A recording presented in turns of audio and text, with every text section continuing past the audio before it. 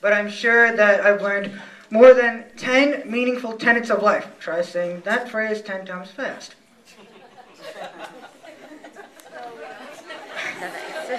Like I already said, there's a plethora of lessons to be learned, and I definitely will be missing my Saturday classes at Young Indian Culture Group. I hope to be able to come back and offer any kind of help that I can, because this institution is too close to my heart and should be treasured for many generations to follow.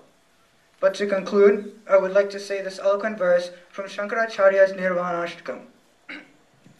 Name mrityu shanka, name jati veda, pitha neva me neva mata na janma, na bandhur na mitram, guru neva shishyaha, chidananda rupa, shivoham shivoham, chidananda rupa, shivoham shivoham. Birth for me.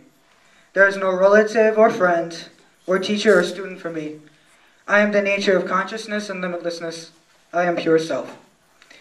This, I think, is a challenge to attain in one's life, but I'm sure we need everyone that was mentioned above, and a prestigious institution like Young Indian Culture Group, to help us achieve that goal. To finally say my last remarks, I would also like to congratulate and wish my fellow graduates, probably the stupendous six, I would like to call them, all the best in their future endeavors. Thank you very much. A cheerful student and friend who is very, very ambitious. Even though she's always really busy being an overachiever, she still finds time to come to YSCG class and play Rati Auntie's unique games and act in improvisational skits. Let's just ignore the fact that we have to beg her to come to class every week. Every time we see her, either in the school hallway or in the classroom, she's always smiling and doesn't ignore us because we're uncool, like other seniors would. She always gives us advice about school, government, science research class, annoying AP Bio teachers, and other school-related activities. She's willing to listen to our constant complaining without losing patience and also provides encouraging advice. We have no doubt that Anika will go to change the world forever. We are honored to have known such a kind-hearted and spirited friend, and I'm pretty sure we'll all go crazy without her. We love you, Anika, and we just want to say good luck at William and Mary. We are sure that you'll be successful in all your endeavors.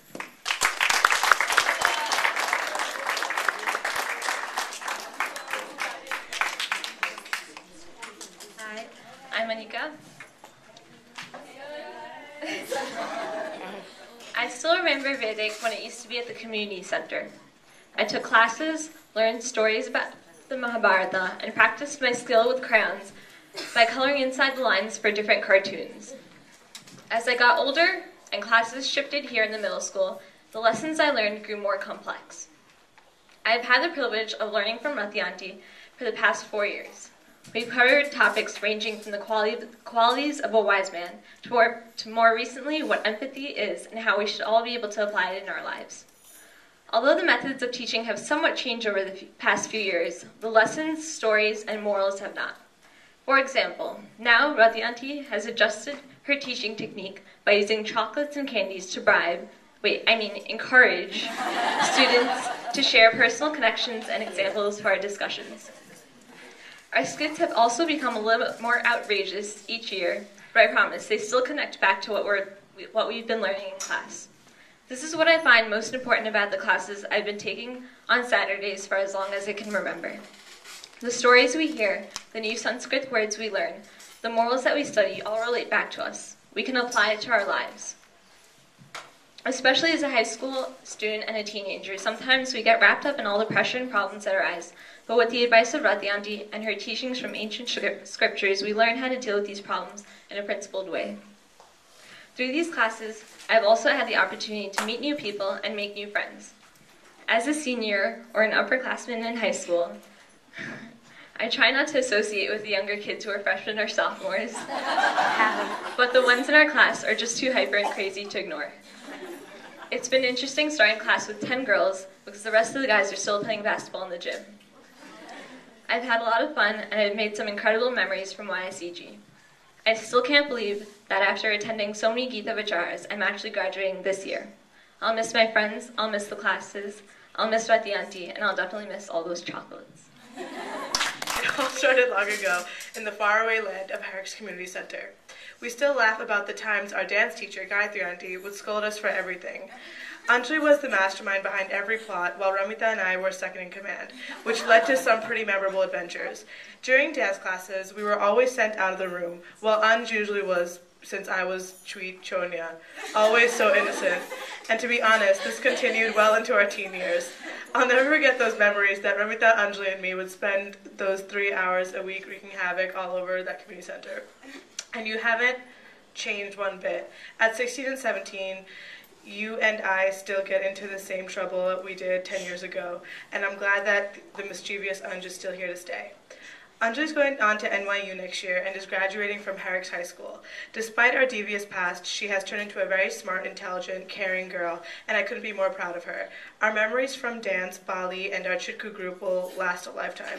I love you so much, Anj, and congratulations. That's so cool.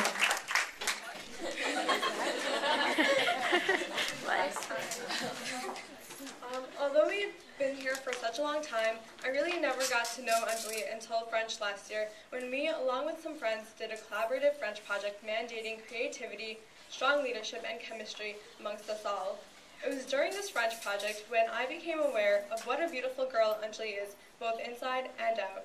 She carries a certain contagious energy with her wherever she goes that makes people eager to work and automatically makes things that could potentially be boring and arduous so much more fun.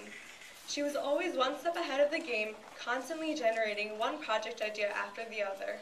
I quickly saw what a goal-oriented person she is. When she sets a goal for herself, she is bound to achieve it. Aside from this, Anjali is multifaceted in many different aspects and has been able to find the perfect balance between school and outside activities. She's not only an angelic singer, but a beautiful and graceful dancer, excelling in a wide range of dance styles from hip-hop to Bharatanatyam. When I heard she made it to NYU, I thought she deserved no less. I thought the school kind of reflected her energetic personality in a way, and felt it was a perfect choice for her. I wish her all the best in whatever she decides to pursue, and I know she's the type of person who will make the best of whatever comes her way.